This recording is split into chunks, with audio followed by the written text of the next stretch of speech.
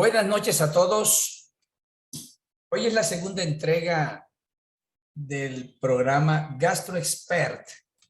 En realidad, creo que ese título, para el futuro de haberlo sabido, lo hubiéramos cambiado. Hoy es la historia con el protagonista. Quiero agradecer infinitamente al doctor Fabián Emura su disposición, su respaldo y su deseo de compartir con nosotros unas experiencias únicas. Hoy día el tema es Consenso Global de Río de Janeiro en esófago de Barrett. ¿Qué hemos logrado y qué nos depara en el futuro? En realidad, esto es mucho más allá que una conferencia. Quiero destacar que como colombiano me siento absolutamente orgulloso y privilegiado de tener entre mis amigos a un gran profesor, a un líder mundial de la endoscopia terapéutica y la gastroenterología. Publicar un consenso mundial en la revista de más alto impacto de gastroenterología es algo sin precedentes en la historia de nuestro país. Por eso quiero destacar que los residentes nuestros y de América Latina que hoy ya nos acompañan, los invito a que interpreten esta reunión académica de alto nivel como algo inspirador.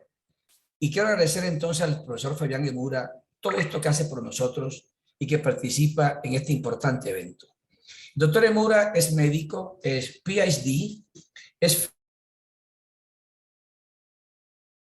fellow de la Asociación Americana de Gastroenterología y de la Asociación Japonesa de Endoscopia Digestiva, que estarán ustedes de acuerdo conmigo en que es algo muy exigente pertenecer a este selecto grupo de científicos.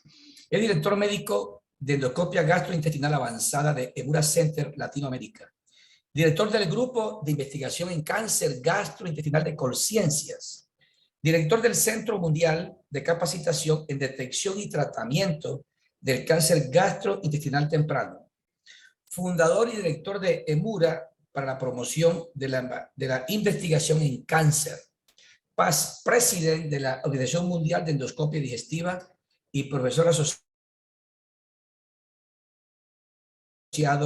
de la Universidad de La Sabana. Doctor Emura, querido amigo, muchas gracias, profesor, por contarnos y participar en este importante evento, y mil gracias a Abbott por hacer posible este grandioso encuentro con el doctor Emura. Doctor Emura, bienvenido, puede comenzar su presentación. Muchas gracias, doctor Otero, siempre tan generoso en sus palabras. Es un gran honor para mí poder compartir este momento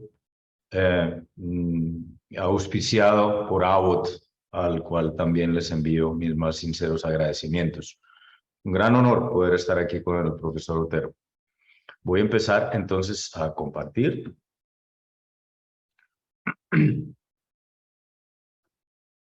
¿Me ven bien? ¿Me escuchan bien, verdad? Perfecto. Bien, como el doctor Otero ya lo mencionó, les voy a hablar del Consenso Global de Río de Janeiro en esófago de Barrett. ¿Qué es lo que hemos alcanzado y qué es lo que nos depara el futuro? Estos son mis conflictos de interés. Y quiero empezar manifestando que en las últimas décadas ha habido avances significativos en el diagnóstico y en el tratamiento del esófago de Barrett. No obstante, hay diferencias geográficas que nos afectan mucho. Por ejemplo, en Sudamérica, incluido Colombia, el esófago de Barrett no es tan frecuente como lo son otras patologías gastrointestinales, y parecería que este fenómeno va opuesto al cáncer gástrico. Entre más cáncer gástrico haya, parece que menos Barrett tenemos.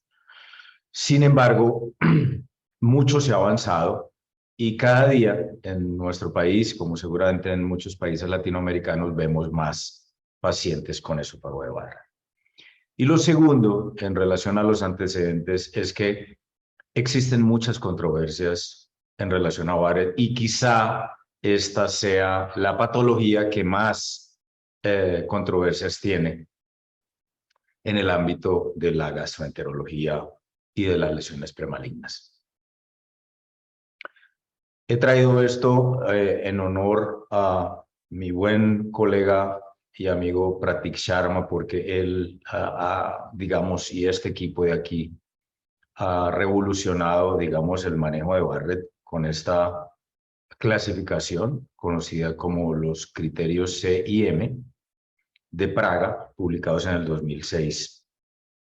Casualmente tuve la oportunidad de estar allí, en ese auditorio en Praga, cuando Pratik estaba allá adelante exponiendo estos primeros resultados. Como ustedes saben, Praga nos da la extensión, tanto circunferencial como la máxima del esófago de Barrett, y a partir del año 2006, digamos que empezamos a comprender mucho más esta patología, a punto de que en las últimas décadas se ha desarrollado ostensiblemente.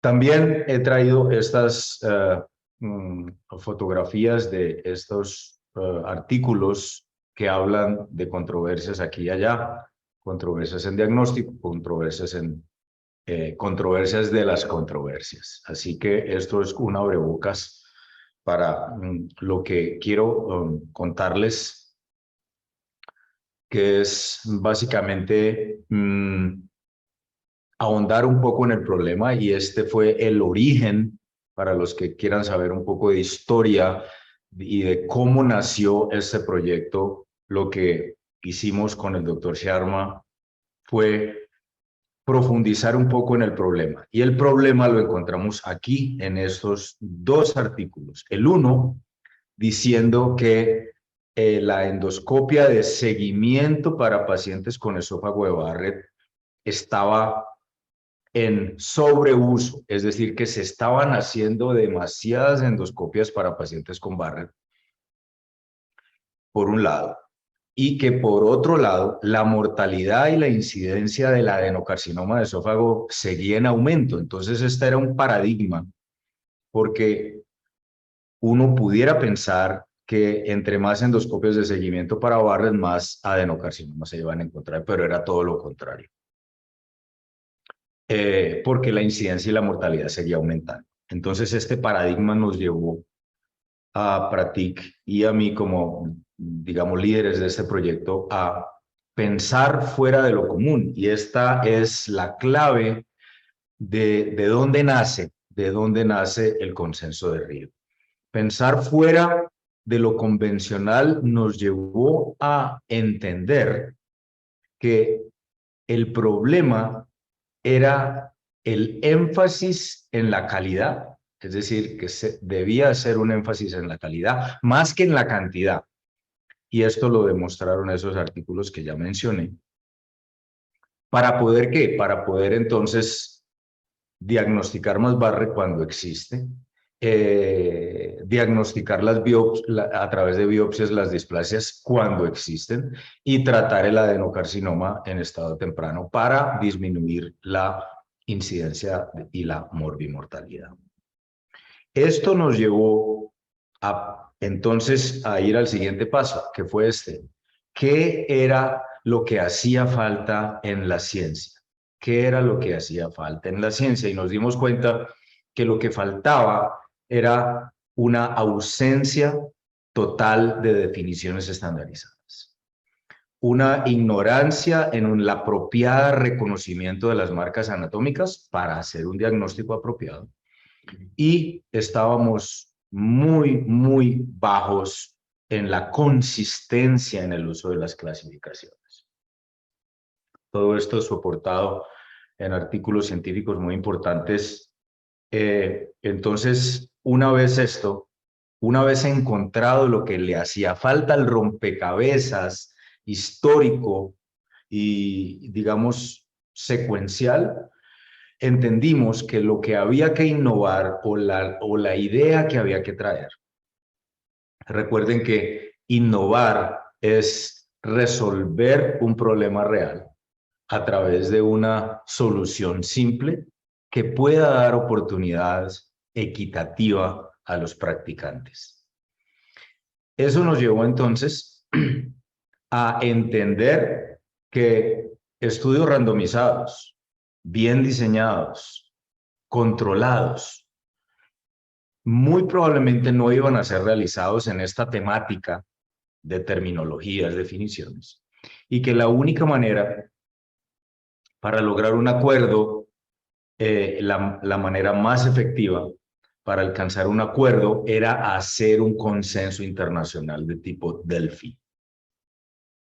Claro, porque mucha gente no iba a investigar más, no iban a salir más estudios buenos en relación a todos estos temas. De controversias. La controversia la debe definir un panel de expertos de manera categórica. Si no se hace este tipo de acuerdos universales, seguramente la controversia va a seguir.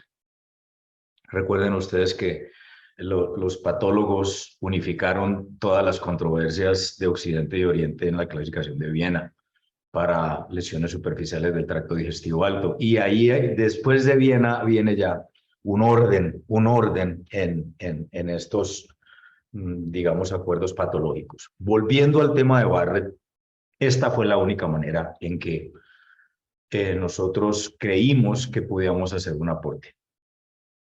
Así pues, a través de la Organización Mundial de Endoscopia, iniciamos este proyecto internacional con un grupo de 6 expertos y 30 expertos en todo el mundo que fueron los que votaron. Los 6 expertos nos encargamos de construir los statements y, bueno, digamos, de liderar el proyecto. Estos 30 expertos que votaron representaron 18 países. En total, escribimos 23 statements y definimos de acuerdo a al estudio Delphi o a la metodología Delphi que un acuerdo debía ser obtenido cuando más o el 80% de los expertos estuvieran de acuerdo o totalmente de acuerdo. Aquí quiero comentarles que esto finalmente se llamó el Consenso Global de Río de Janeiro porque fue por primera vez puesto en el conocimiento de la comunidad internacional en el Congreso Mundial de Río de Janeiro en marzo del año 2020, justo cuando empezó la pandemia. En total, entonces, estuvimos de acuerdo en 6 marcas anatómicas, 13 definiciones y 4 sistemas de clasificación. Estos son los rounds de votación que, como ustedes saben, el método Delphi es anónimo, ¿sí? Se les envía por correo electrónico a los votantes el cuestionario o, digamos, la frase o el statement que se haya construido con su respectiva bibliografía y con sus respectivos textos. Ellos votan anónimamente. Nosotros revisamos los comentarios que ellos hacen. En caso de que el statement no haya pasado, volvemos y reorganizamos el statement de manera que se pueda alcanzar un consenso en el segundo y el tercer round. Y finalmente, después del tercer round, todos los 23 estamentos que nosotros construimos pues fueron votados de acuerdo por el panel de expertos. Bien, voy a hablarles brevemente acerca de algunos, digamos, consensos importantes, no todos, porque el tiempo no nos da hoy, pero quizá he traído aquí los más importantes. En primer lugar, en línea amarilla, en flechas amarillas, lo que ustedes ven es lo que se define como la unión escamocolumnar. Y aquí todos coincidimos en que es la zona, en este caso una línea, ¿sí? También llamada línea Z, que es la que está entre el epitelio estratificado de la mucosa del esófago y la mucosa metaplásica de Barrett. O, en su defecto, como en este caso, la mucosa del cardias gástrico. Este no es un Barrett, simplemente lo he traído para identificar con flechas amarillas la unión escamocolumnar, que es el límite más proximal del esófago de Barrett. Una de las experiencias más maravillosas que tuve yo haciendo parte de este proyecto fue estar encargado de la evidencia y de la recomendación. Tenía que ser uno de nosotros 6, y digamos que yo asumí la responsabilidad de calificar la evidencia de todos los statements de acuerdo a toda la bibliografía y calificar también la recomendación. Esto fue un trabajo, digamos, que yo lideré, pero fue un trabajo que estuvo asesorado por el doctor Luis Fernando Giraldo, epidemiólogo de nuestro grupo de la Universidad de La Sabana, quien juntamente con él, digamos, sacamos adelante todo este trabajo que fue bastante dispendioso. Bien, la unión esofagogástrica marca el límite más distal del esófago de Barrett, y aquí está ilustrado en líneas azules, en flechas azules. Como ustedes lo ven, corresponde al punto más proximal de los pliegues gástricos. Ustedes lo ven aquí. Se ven muy bien, si bien es cierto, no son simétricos estos pliegues en este paciente, pero digamos que coinciden con la unión escamocolumnar que está en amarillo. Esto obviamente habla de una unión esofagogástrica normal, una ausencia de Barrett. Y finalmente los vasos en empalizada, que aquí son ilustrados con círculos de color verde. Ustedes los ven aquí claramente en estas imágenes. Había una corriente japonesa, hoy todavía seguramente existe, que calificaba a los vasos en empalizada como la marca de la unión esofagogástrica, y esto puede ser tomado como cierto en uniones esofagogástricas normales. Cuando este epitelio de aquí asciende por el epitelio escamoso del esófago, estas marcas anatómicas, que son los vasos en empalizada que están en la submucosa, tienden a no verse.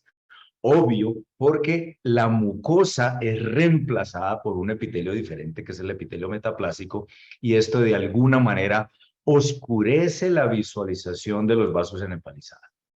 Razón por la cual los vasos en empalizada pueden ser la marca para identificar una unión esofagástrica, pero en sujetos normales. Y en estos casos no hay una significancia clínica importante. En los pacientes con Barrett, y sobre todo en aquellos pacientes con Barrett largos, los vasos en empalizada no se ven bien. Razón por la cual la controversia de cuál era la marca anatómica para definir la unión esofagástrica quedó resuelta con el consenso de Río. Bien, esto es algo que fue propuesto por nuestro grupo. Como ustedes saben, las marcas, las compresiones extraluminales en toda la extensión del esófago, y fue, digamos, corroborado y apoyado por el consenso mundial. Esto sirve para facilitar la localización de las lesiones esofágicas y también para orientar la toma de biopsias en la unión esofagogástrica. Y esto también, digamos que esto lo vimos, doctor Otero, usted lo recuerda a principio de semana, cuando vimos Barrett, pero esto en otro escenario, en este escenario del Consenso Mundial de Río, fue, digamos, apoyado a nivel internacional por el grupo de expertos.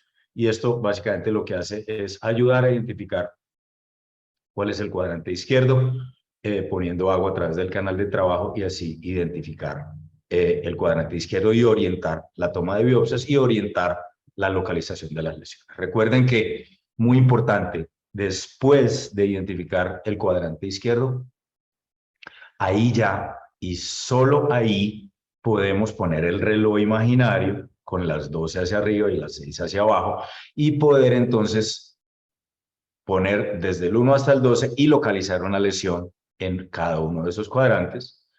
Obviamente, previa identificación de la orientación longitudinal que la da la distancia desde los incisivos, y para lo cual utilizamos el endoscopio, que tiene marcas cada 5 centímetros. ¿Para qué sirve en la práctica clínica la orientación de los cuadrantes? Para esto, digamos, lo de la derecha, esta es una imagen en BLI con un paciente en un Barrett, ¿verdad? Esto de la izquierda no es un Barrett, esto de la derecha sí lo es. Aquí lo que se alcanza a ver, y es muy notorio, son dos áreas. Esta es un área hipervascular en el cuadrante izquierdo, y acá hay otra área cerca a las 12 del reloj, también un poco levantada, un poco hipervascular, en el cuadrante anterior, ¿verdad? Entonces tenemos la distancia de los incisivos y el cuadrante. Una vez hecho esto, podemos trazar el reloj imaginario y poder decir que esta lesión en el cuadrante izquierdo está localizada a las 7 del reloj y esta cerca a las 12 del reloj, ¿verdad? Esto que está aquí, no se confundan, no es un área deprimida sugestiva de neoplasia, sino que es la biopsia previa que se le hizo en otra institución antes de que el paciente llegara a nosotros. Dicho esto, aquí están entonces las dos lesiones. Miren ustedes que con un poco de magnificación podemos ver el área mucho más delimitada, un área hipervascular con una irregularidad de los vasos. Aquí está la lectura, como debería ser en el mundo ideal, la lectura de esta lesión. Y la otra lesión acá, ustedes lo ven levantada con vasos irregulares, que corresponde a esta lectura. Siendo sistemáticos, exhaustivos y muy detallados en la descripción. ¿Para qué sirve esto? No, digamos que esta orientación no se debe quedar ahí, sino que debe ir a una ventaja en el tratamiento terapéutico de este paciente particular de esta manera. Mucosectomía en multibanda con 2 segmentos donde se reseca completamente las 2 áreas que ya vimos, y la patología muestra que efectivamente ambas áreas, primero que todo, pues son áreas generosas en cuanto a resección del espacio endoluminal de 16 y de 14 milímetros, y que muestran displasia de alto grado y de bajo grado respectivamente. Esto seguramente va a facilitar la orientación, facilita la identificación de lesiones, facilita la resección endoscópica de displasias de alto y de bajo grado, y seguramente con una resección endoscópica amplia como la que se mostró acá en este caso, va a disminuir el número de radioablaciones que van a necesitar estos pacientes, y por lo tanto, como ustedes saben, lo costoso de este tratamiento, pues disminuir la costo-efectividad del tratamiento global del esófago de Barrett. Un aporte importante que hizo Río de Janeiro es esta imagen que ustedes ven acá, que delimita la indentación del diafragma con líneas o rayitas punteadas de color azul, y la terminación más proximal de los pliegues gástricos delimitada aquí por líneas amarillas. Esto no debe ser confundido con un esófago de Barrett. Y digamos que hicimos un énfasis importante con este tema porque muchos de los colegas que no tengan claro las marcas anatómicas van a catalogar un Barrett aquí, van a tomar biopsias de 4 cuadrantes, y esto realmente es estómago. Y esto realmente es estómago y corresponde a una hernia hiatal, que es una bolsa gástrica que se extiende desde la indentación del diafragma distalmente a la unión esofagogástrica proximalmente, dada esta última por el límite más proximal de los pliegues gástricos, como se ve acá. Y finalmente llegar a esta imagen que lo que muestra es distalmente en la terminación proximal de los pliegues gástricos y de manera proximal con línea azul la unión escamocolumnar, y marcar o estimar la distancia desde los pliegues gástricos a la circunferencia más cercana. Miren que la circunferencia más cercana no es esta de acá, es esta que está más cerca a los pliegues gástricos, en este caso 1 centímetro, y la máxima extensión, que corresponde a la M de la clasificación de Praga, estimada aquí como 3 centímetros. Aparte de esto, aparte de que esa extensión sea por lo menos de 1 centímetro, debe haber una confirmación de metaplasia intestinal en la biopsia, es decir, que se vean células casi caliciformes en la biopsia sugestivas de metaplasia intestinal. Aquí hay algo muy interesante, que es que con esta, digamos, afirmación se logra abolir la controversia con la escuela inglesa que ha estado a favor de esófago de Barrett sin metaplasia intestinal en las biopsias, es decir, favoreciendo el epitelio gástrico o fúndico, independientemente de si haya metaplasia intestinal en las biopsias. Ellos lo consideran como si fuera cualquier tipo de epitelio, lo catalogan como Barrett, y realmente la que tiene células caliciformes, o sea, metaplasia intestinal, es la que mayor predispone a esófago de Barrett. Imagínense ustedes si nosotros catalogamos como esófago de Barrett todos los epitelios metaplásicos, perdón, no metaplásicos en Barrett, entonces tendríamos muchísimo más Barrett, tendríamos que hacer seguimiento a muchísimos más pacientes de Barrett, y entonces eso aumentaría dramáticamente los costos en términos de seguimiento de este tipo de pacientes. Así que la escuela americana ha favorecido, y ellos han sido los líderes en cerrar la brecha a decir solamente que los pacientes con Barrett son aquellos que tienen metaplasia, simplemente por el hecho de que esos pacientes son los que tienen potencial para desarrollar adenocarcinoma. Los otros no, pero los otros realmente por histología también son Barrett. Bien, algo muy importante en lo que estuvimos de acuerdo era la inspección sistemática, y volvemos otra vez a esa palabrita, mi querido doctor Otero, de la cual hablamos a principio de semana. Aquí también está, fíjese que aquí también el consenso de Río de Janeiro enfatiza esta palabra, que es mirar con detalle, mirar con orden, digámoslo así. Los 4 cuadrantes, por eso era tan importante publicar antes los 4 cuadrantes y cómo identificarlos nosotros antes en el 2018 y venir ahora con esa propuesta. Y biopsiarlos, biopsia de 4 cuadrantes. En lo que no pudimos nosotros desafortunadamente afinar era si era cada 1 o 2 centímetros. Eso realmente ha sido una de las limitaciones que tuvo el estudio, pero no obstante es algo, un sustrato, algo que queda ahí y que nos da pie para hacer otro consenso que muy probablemente vaya a llegar en unos 4 o 5 años. Y poder llegar a un consenso y decir claramente si las biopsias de 4 cuadrantes deben ser tomados cada 1 o cada 2. Yo diría que cada 1, pero necesitamos un acuerdo global.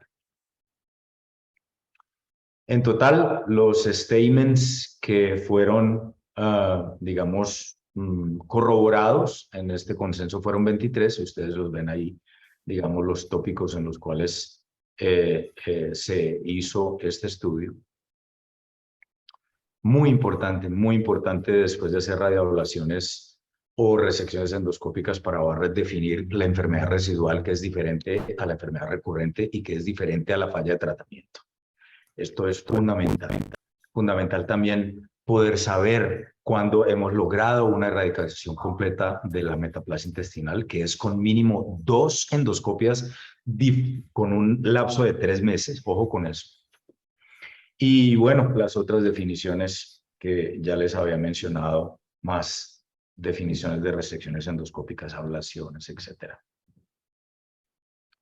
Este consenso también apoyó decididamente las 3 clasificaciones que están acá abajo: París, Los Ángeles y la clasificación de Bing, que fue promovida por el doctor Sharma en el 2018, sin usar magnificación. Con NBI, sin usar magnificación, él pudo, digamos, también con un estudio de validación interna que se hizo con los mismos autores del trabajo, poder diferenciar de una manera sencilla cuando había displasia de alto grado y cuando no la había. El bache fundamental de Bing es que no incluyó displasia de bajo grado, obviamente porque la displasia de bajo grado es un estadio un poco menor o un poco más abajo de la displasia de alto grado, y ahí ellos no se quisieron meter, porque diferenciar displasia de bajo grado y metaplasia intestinal sin displasia de bajo grado es completamente difícil a través de NBI sin magnificación. Entonces ellos no hicieron eso, simplemente se limitaron a describir los hallazgos de displasia de alto grado y lo hicieron bien. Sin embargo, con los equipos que tenemos disponibles hoy en día, no solamente en Colombia, sino en muchos países latinoamericanos, podemos usar magnificación y podemos afinar ese BIM con lo básico que nos enseña BIM, afinar muchísimo más. Y si a algunos les gusta usar ácido acético, con más razón podemos llegar a una estimación endoscópica de la displasia o del adenocarcinoma. Este estudio, como todos los que están publicados en la literatura, tiene limitaciones. Aquí he traído solamente 3 de ellas. La primera es que la mayoría de la evidencia para formular estas afirmaciones que finalmente fueron apoyadas o fueron acordadas por el grupo se derivó no de estudios randomizados bien hechos, controlados, ni de estudios de cohortes, sino de opiniones de expertos, precisamente porque no había mucha evidencia al respecto. En segundo lugar, la mayoría de los statements 20 de 23 tuvieron bajo o muy bajo nivel de evidencia. Esa es la realidad. No, realmente no había más de dónde absorber ciencia para hacer algo más sólido en evidencia. Y en tercer lugar, el panel de expertos no fue compuesto por un grupo multidisciplinario que incluyera cirujanos, que incluyera patólogos, médicos internistas que hagan endoscopia, etcétera, sino de gastroenterólogos expertos y además de eso, educadores. Entonces ahí seguramente ha habido un sesgo de selección. Quiero agradecer y reconocer el trabajo arduo de Pratik Sharma y de los doctores Armstrong, Hassan, Chandrasekhar y Mesman, quienes fueron el grupo pilar de esto. Si bien es cierto, Pratik y yo fuimos los líderes en el 2018, yo asumí como el chairman del grupo de Barrett y entregué esta posta a Pratik en el año 2020. Él es actualmente el chairman de algo que la Organización Mundial ha denominado el Comité de Enfermedades del Esófago. Él me reemplazó, yo asumí la presidencia de la Organización Mundial y Pratik todavía tiene 2 años más en este grupo. Y les doy una primicia. Estamos haciendo a nivel global un consenso mundial de la cantidad del cáncer de intervalo en endoscopia digestiva alta, que incluye estómago, escamo columnar en esófago y Barrett. Ese es algo que va a llegar y seguramente va a aparecer en 2 años. También es un grupo muy similar a este y también es algo que debe hacerse de manera global a través de un consenso de perfil. El cáncer de intervalo en endoscopia alta, no lo sabemos. Esta es otro aporte de una generación de ideas para llenar un vacío de la ciencia. Ese es el punto quizá a manera de reflexión que es muy importante que se lleven ustedes a su casa y el origen de un trabajo que finalmente llega a ser publicado. Bien, seguramente ustedes ya lo saben, simplemente quiero hacer un tributo a una gran cantidad de expertos de todo el mundo, incluido países latinoamericanos, que contribuyeron al éxito de este consenso mundial. ¿Qué va a pasar en el futuro? ¿Qué nos depara el futuro? Seguramente va a haber un consenso en algunos años, seguramente 5 o 6, no lo sé. Y esto fue lo que nosotros no hicimos en el consenso de Río. No, nosotros no definimos que era una línea Z irregular. Algunos dicen que una excursión de una excursión de la línea Z por encima de la unión esofagogástrica de 0,5 o de 1. Nadie se ha puesto de acuerdo en que es una línea Z irregular y nadie se ha puesto de acuerdo en cómo manejarla. Es más, nadie sabe si la debemos biopsiar o no. Los americanos dicen que no biopsia, porque a pesar de que salga Barrett con metaplasia intestinal, o sea, células de Goblet, la probabilidad de desarrollar un adenocarcinoma, según los americanos, es muy baja.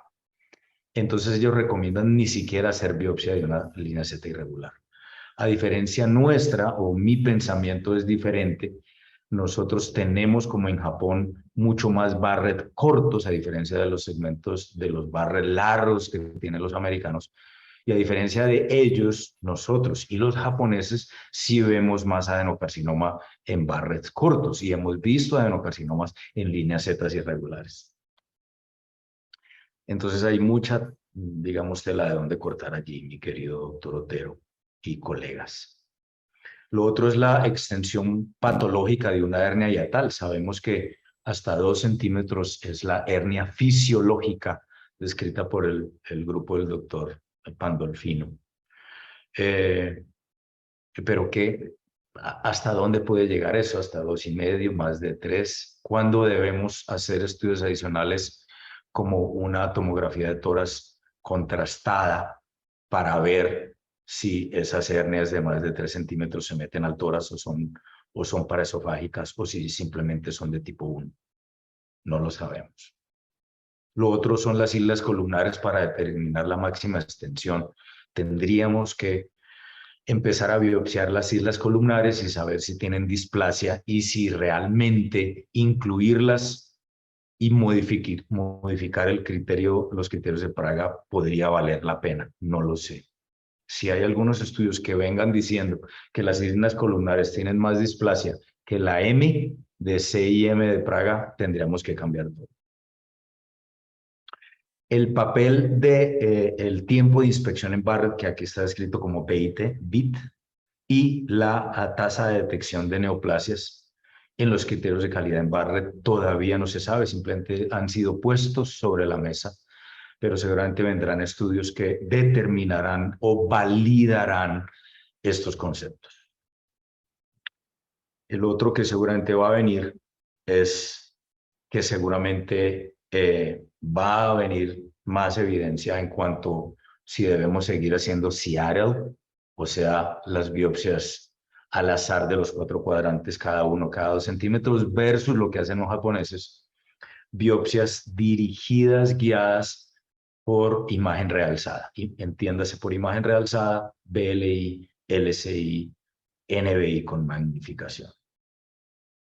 Y así disminuir el número de biopsias, disminuir el número de frascos, disminuir costos y hacer biopsias dirigidas de áreas hipervasculares y levantadas como yo lo mostré. ¿A cuál quizá favorecería yo? Al de biopsias dirigidas por la experiencia que yo les mostré con esas fotografías de que es posible diagnosticar displasias de alto y bajo grado y localizarlas bien, y aparte de localizarlas, tratarlas, sacarlas del paciente. Me parece que va a ser mucho más efectivo, pero eso necesita, primero que todo, la tecnología, la disposición de la tecnología y entrenamiento para ver ese tipo de lesiones y entrenamiento de orientación abdominal también. Y nosotros tampoco tocamos el tema de la terapia de escape. ¿Qué pasa en muchos pacientes? No muchos, pero pasa, sobre todo en aquellos pacientes que siguen teniendo hernias hiatales grandes, es decir, siguen refluyendo a pesar de dosis altas de inhibidor de bomba de protones. Siguen refluyendo y siguen con el Barrett. Nosotros les hacemos radioablación 1, 2, 3, 4 veces. El paciente vuelve con el Barrett no se le quita y las displasias y las biopsias muestran displasia. Ese es un paciente problema y la razón es que siguen con la hernia, siguen refluyendo a pesar de altas dosis. ¿Qué hay que hacer ahí? Seguramente tratarle la hernia, seguir con las altas dosis y cambiar la radioablación a una terapia de escape, que hoy en día, como ustedes lo saben, hay varias. La crioablación es una de ellas y la otra es el argoplasma previa inyección en la submucosa, que se llama la APC híbrida y fue digamos, puesta en el ámbito internacional por el grupo de la Universidad de California en Irvine por Ken Chan. Ellos son los pioneros en ese tema. Me parece que la terapia de escape con APC híbrido pudiera ser la solución para cierto grupo de pacientes, pero es algo que seguramente van a venir muchos más estudios y con base en esa evidencia estudios bien hechos y controlados, nos va a dar pie a hacer otro consenso mundial. En conclusión, esta iniciativa internacional de la Organización Mundial de Endoscopia ha producido evidencia, consensos basadas en la evidencia, perdón, en marcas anatómicas endoscópicas, definiciones y clasificaciones. En segundo lugar, estas recomendaciones, estoy completamente seguro de ello, van a facilitar un reporte global de la enfermedad, pero más que eso, un adecuado diagnóstico de ella. Esta nomenclatura, obviamente, aplicada a la práctica diaria, va a promover los benchmarks, que son los puntos de corte de la calidad de nuestros exámenes. Y va a permitir, obviamente, comparación de nuestros resultados a través de centros académicos en todo el mundo. Muchas gracias, mi querido doctor Otero y colegas que están con nosotros hoy. Quedo atento a sus preguntas y les agradezco su paciencia e interés en el Consenso Mundial de Río de Janeiro. Muchas gracias. Doctor Emura, mil gracias por esta magnífica presentación. Yo creo que en el consenso se ha dicho hasta dónde llegaron, como el doctor Emura lo ha mencionado, y creo que el consenso nosotros podemos leerlo sin ningún problema y ya lo hemos leído. Pero yo quisiera aprovechar que estoy con el protagonista. Aquí hay personas jóvenes de América Latina y creo que sería muy importante, doctor Emura, y yo quisiera saber que usted nos cuente varias cosas. La primera, ¿cuánto usted le tomó escribir este artículo de la primera página a la última página? Segundo, que quiero saber es, ¿cómo hizo para convocar al doctor Bourque, al doctor Kenneth Wang, a Aldo Repici, la gente, al doctor Fujishiro, a las luminarias de este tema a nivel mundial? Quiero saber si usted sacrificó mucha parte de su vida familiar, laboral, para escribir este monumental trabajo. Y quiero también decirle una cosa muy importante. ¿Qué significa para usted ser el primer autor de un trabajo tan grandioso publicado en Gastroenterology, la revista de más alto impacto de nuestra especialidad? Después de esto, le quiero hacer preguntas técnicas e invito al público a que haga sus preguntas a través del chat. Muy amable, doctor Emura. Gracias, doctor Otero. Logísticamente, administrativamente, el Consenso Río fue un trabajo de mucha gente. El doctor Pratik Sharma fue fundamental aquí. Bueno, él es el que traía toda la experiencia de Praga y con él, a través de una discusión, a través de llamadas telefónicas, empezamos a elaborar lo que yo mostré al principio, que era encontrar el problema, pensar de una manera fuera de lo común, cómo resolverlo y venir con una idea, proponerla a la Organización Mundial y obtener el respaldo logístico, administrativo, financiero, todo. Lo otro es cómo invitamos a estas luminarias a que hicieran parte, como Michael Burke y Kenneth. Prasad Iyer es la persona que más está quizá por encima de Pratik en producción académica en Barrett hoy en día, es de Mayo Clinic en Rochester, lo mismo que Ken Wan. Y Armstrong, que está ahí de tercer o cuarto autor, fue el que creó la clasificación de Montreal de esofagitis. Messman, bueno, es una cantidad de gente, Secchare, Hassan y Repici, los italianos, en fin, una cantidad de gente. Básicamente, creo que el trabajo, ellos fueron abordados a través de una comunicación vía email, una invitación que les hicimos Pratik y yo, y básicamente el trabajo nuestro que, digamos, respaldaba de alguna manera la seriedad de la Organización Mundial por detrás, algo muy bien organizado, unos statements que les enviamos muy completos, y creo que esa es la manera realmente, trabajo, identificación. Ellos también son educadores y logramos el concurso de todos ellos, además de los japoneses. Publicar en Gastroenterology William, es algo muy grato, ha sido, digamos, un alcance importante. Cuando nos aceptaron el artículo, yo lo que, pues, recordé de dónde vengo. Y bueno, acordarse de dónde venimos es importante, ¿no? Mi formación en la Universidad del Valle y en la Nacional fue fundamental acá, lo mismo que el doctorado. Entonces, digamos que es un fruto de muchas cosas. Y lo otro es ver, es ver cómo las ideas se logran y se pueden lograr con constancia, con certeza. Había otra pregunta que es, ¿cuánto me tomó este consenso? 2 años, exactamente fueron más 2 años, desde marzo a marzo, marzo del 2020 a marzo del 2022. Yo tuve una ayuda muy importante de la pandemia, porque la pandemia me hizo, claro, veíamos menos pacientes, hacíamos menos endoscopias y tuve la oportunidad de, primero, compartir más con mi familia y con mi esposa, los niños y escribir más. Seguramente muchos de ustedes tuvieron la misma experiencia, aumentaron su producción académica en artículos de publicación precisamente, seguro por eso. Una de mis mayores, digamos, experiencias muy positivas fue calificar la evidencia y la fuerza de la recomendación, como ya lo comenté, y recibir los comentarios de los reviewers de Gastroenterology. Eso, digamos, me enseñó mucho, me hizo profundizar, reconocer muchas falencias que el consenso tenía en su primera versión, corregirlas, afinarlas y sacarlo adelante.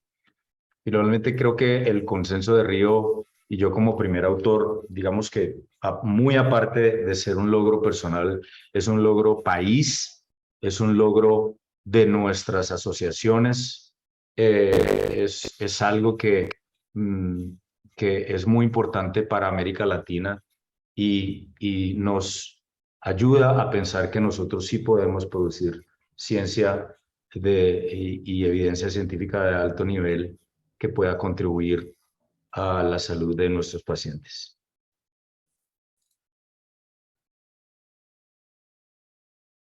Muy bien, Fabián, muchas gracias. Invito a todas las personas a que hagan sus preguntas y los invito a que lean profundamente este consenso. En mi universidad lo hemos leído y lo hemos discutido muchas veces. Quiero preguntarle, doctor Emura, en Japón y el Reino Unido, ya usted lo mencionó, para ellos cualquier epitelio cilíndrico es un Barrett. Sin embargo, para los americanos debe haber goblet cell, células caliciformes. Cuando uno toma una biopsia en un Barrett, en un epitelio de aspecto metaplásico menor de 1 centímetro, existe la posibilidad de que uno tome una biopsia del cardias ahí y que una carditis, y si hay infección por H. pylori, puede haber ahí una metaplasia intestinal con goblet cell, si hay metaplasia intestinal incompleta de tipo colónico. Todo este comentario es para preguntarle si cuando se toma en cuenta solamente el epitelio cilíndrico sin goblet cell, ¿qué tan frecuente es el adenocarcinoma en esa clasificación de los británicos y japoneses, cualquier epitelio cilíndrico? Esa es una excelente pregunta. La frecuencia de adenocarcinoma, cuando no hay células de Goblet, es decir, cuando no hay metaplasia intestinal, es muy baja. Ya lo había mencionado en mi charla. Por esa razón, los americanos, que son los que más tienen Barrett, porque los pacientes de ellos son grandes, son obesos, refluyen muchísimo. Entonces, ellos dicen, no, nosotros no podemos hacerle seguimiento a toda esa cantidad de pacientes sabiendo que muy pocos de ellos, o casi ninguno de los que no tienen, o mejor dicho, casi todos de los que no tienen células de Goblet van a terminar en adenocarcinoma. Entonces, solamente escogemos estos que sí tienen células de Goblet, es decir, metaplasia intestinal, que somos los que sabemos que tienen mayor riesgo de adenocarcinoma para hacerles el seguimiento. Esto tiene mucho que ver con el costo-efectividad del seguimiento de Barrett, porque en los Estados Unidos sí es muy frecuente, a diferencia nuestra, que no es tan frecuente. Pero básicamente esa es la respuesta. Yo diría que todos los tres epitelios, el fúndico y el gástrico y el de células de Goblet, todos tres son Barrett. En eso los ingleses tienen razón. Pero hay uno de ellos que es el que tiene más riesgo clínicamente de producir cáncer. Y a esos es lo que le apunta los americanos y a lo que le apuntó el consenso de Río. Gracias. Con respecto a la clasificación de Praga, ¿debe medirse el Barrett entrando o saliendo al hacer la endoscopia? Esa es una excelente pregunta también. Muchas gracias, doctor Otero. Nosotros dijimos que había que sistemáticamente ver el Barrett, pero no dijimos cómo. Esa es parte de otro proyecto, cómo ver el Barrett. Pero para responder la pregunta, se puede hacer entrando o saliendo. Yo personalmente lo hago saliendo.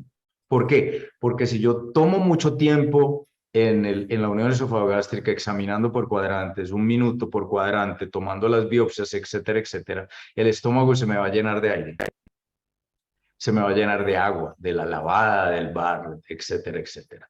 Entonces, y lo que yo necesito es un estómago sin aire para ver los pliegues, ¿verdad? Entonces, lo que yo recomiendo es entrar, mirar el estómago, pasar por el duodeno, devolverse, y una vez se devuelvan por el área 5, unión esofagogástrica, ver el Barrett. El Barrett hay que verlo con baja insuflación. Si bien es cierto, las marcas en el esófago son en moderada, el Barrett es en baja. Hay que bajarle el botón para que los pliegues gástricos se vean. Cuando uno le baja el botón a la insuflación, los pliegues gástricos ascienden y ascienden a su lugar natural. Cuando ponemos mucho aire, los pliegues se aplanan y no vemos bien, digamos, la marca distal del Barrett. Una vez identificadas las marcas anatómicas, entonces hay que empezar a hacer la inspección sistemática y el protocolo de Ciare. En resumen, a mí me gusta más al final, cuando yo ya he revisado todo, he tomado biopsias de esófago y me concentro acá en la unión esofagástrica, pero también puede hacerse al inicio, teniendo en cuenta que hay que desinflar el estómago para poder ver bien los pliegues gástricos. Muy bien, gracias. Usted lo dijo en su conferencia, pero quisiera nuevamente retomar el tema. Mencionó que ha visto adenocarcinomas en segmentos de epitelio de aspecto metaplásico muy corticos, pero una línea Z irregular no habrá que biopsiarla. En mi opinión, pero usted ha dicho cosas muy interesantes y hay que afinar el ojo. Segundo, los americanos recomiendan que Barrett por debajo de 1 centímetro, habrá que seleccionar bien el paciente para buscar un Barrett. En conclusión, denos una recomendación suya con su experiencia. ¿Cuándo habrá que biopsiar ese epitelio de aspecto metaplásico, con qué tamaño, etcétera? Cuando hay, muy excelente pregunta, cuando hay un área levantada hipervascular, independientemente de la longitud, yo en mi experiencia, si veo una lengüeta de Barrett de menos de 1 centímetro, ojo que siempre medir 1 centímetro endoscópicamente, voy a hablarles de eso un poco el tema la semana entrante, el día martes, porque cuando nosotros nos acercamos a la lengüeta o al pliegue lo vemos más grande, las lesiones entre más nos acercamos vemos más grande, ¿verdad? Entonces, la estimación de 1 centímetro, centímetro y medio, 2, es muy subjetiva. Aquí tenemos que venir con un método mucho más cuantitativo, mucho más tangible que el ojo humano. El ojo humano se equivoca. Entonces, pero para responder la pregunta muy importante del doctor Otero, yo diría que si es menos de 1 centímetro, que los americanos y el consenso mundial dicen no biopsiar porque no va a pasar a una displasia y a un adenocarcinoma, hay que ponerle el resto de la frase. hay que decir, siempre y cuando no haya lesiones levantadas en ese pequeño segmento ultra corto y no hayan hipervascularización. Doctor Emura, muchas gracias, todo ha sido maravilloso. Invito al Bill, gracias, la enseñanza ha sido infinita, no es lo mismo leer que escuchar al protagonista de esta magnífica obra. Muchas gracias, muchas gracias. Quiero invitar al público para que difundan este